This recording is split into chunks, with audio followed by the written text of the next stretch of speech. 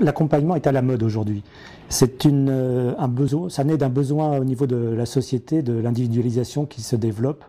Et si l'on regarde du côté de la formation, on trouve cette individualisation beaucoup dans l'apprentissage. On s'aperçoit que quand la personne en fait se trouve dans une entreprise, elle a toute une part de données de contexte qui sont vraiment spécifiques. Et la relation avec l'organisme de formation passe par un accompagnement. Il se trouve qu'au CESI, nous avons au cœur de notre métier cette notion d'accompagnement depuis l'origine du CESI et qui s'est développée à travers la formation continue et la formation d'apprentissage. C'est fort de cette pratique et de l'expérience personnelle de 20 ans au sein du CESI que je me suis lancé dans l'écriture du livre Accompagner la personne en formation afin de pouvoir partager une expérience et développer le professionnalisme autour de cette notion d'accompagnement qui me semble un élément central pour le futur de la formation et le devenir des personnes qui suivent des formations. Je souhaitais pouvoir aborder le sujet à travers différentes perspectives dans une visée pratique, opérationnelle, qui permettent aux formateurs de trouver des repères aisément par rapport à des questions qui se posent dans l'accompagnement. À cette fin, j'ai aborder le suivi de la personne depuis son entrée dans le dispositif de formation jusqu'à sa sortie, en prenant en compte différentes parties. Alors, une partie touche à la façon dont le dispositif pédagogique est organisé pour permettre l'accompagnement de la personne. Une autre partie va aborder l'acquisition des connaissances. Une partie suivante touchera à l'accompagnement du projet professionnel, puisqu'on a vu que dans la partie individualisation, cet accompagnement du projet professionnel est un élément clé du parcours. Et compte tenu aussi des évolutions de la société, il est important d'être capable d'acquérir cette méthode de construction de son projet professionnel tout au long de la vie. Dans l'apprentissage et dans la formation, les périodes de stage et la relation à l'entreprise sont des éléments clés également. Et donc il y a un chapitre qui est consacré à cette partie de la formation et de la vie du stagiaire ou de l'apprenti. Un élément aussi que je juge fondamental dans tout ce qui touche à l'accompagnement, c'est l'accompagnement de la posture professionnelle. C'est-à-dire quand on évolue dans une formation, on a non seulement des connaissances et certaines compétences à acquérir, mais aussi un nouveau rôle social à jouer, une nouvelle attitude à prendre vis-à-vis de son entourage. Et cet accompagnement-là est souvent un élément clé de l'évolution de la personne. Je passe aussi en revue dans le cadre du livre tout ce qui touche à l'orientation de la personne.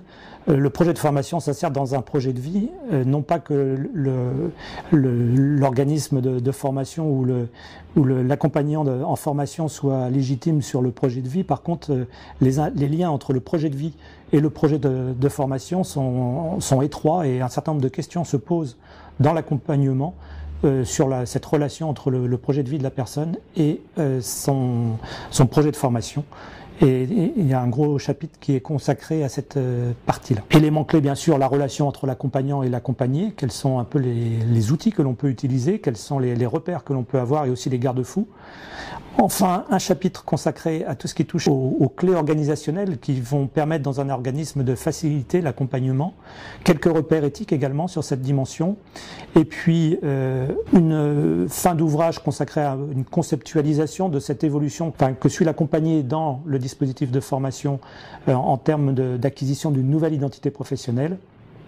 Et en parallèle, comment l'accompagnant va lui-même acquérir son identité professionnelle d'accompagnant, par quelles étapes il peut acquérir sa compétence et en quoi consiste cette compétence. Voilà en quelques mots le contenu de l'ouvrage. Maintenant, si on regarde les options que j'ai prises pour rédiger cet ouvrage, j'ai choisi de m'appuyer sur des exemples concrets pour illustrer dans chacun des chapitres les différentes problématiques que l'on rencontrait.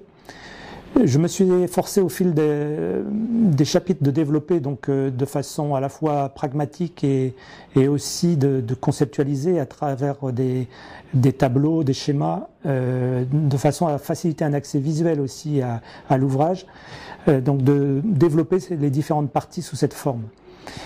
À la fin de chaque chapitre figure une synthèse qui permet de faire ressortir les éléments clés du chapitre.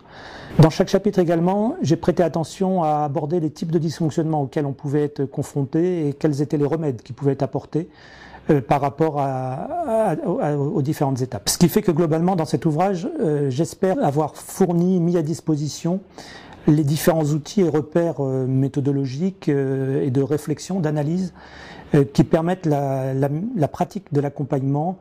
Et je pense que aussi bien des formateurs débutants pourront y trouver matière à démarrer et des outils pour appuyer leur pratique, mais des formateurs plus expérimentés pourront également y trouver toute une matière à réflexion et à poursuite de l'approfondissement de leur pratique. C'est aussi un outil destiné aux tuteurs en entreprise, aux responsables formation, responsables ressources humaines, peut-être conseillers formation dans les OPCA et autres organismes.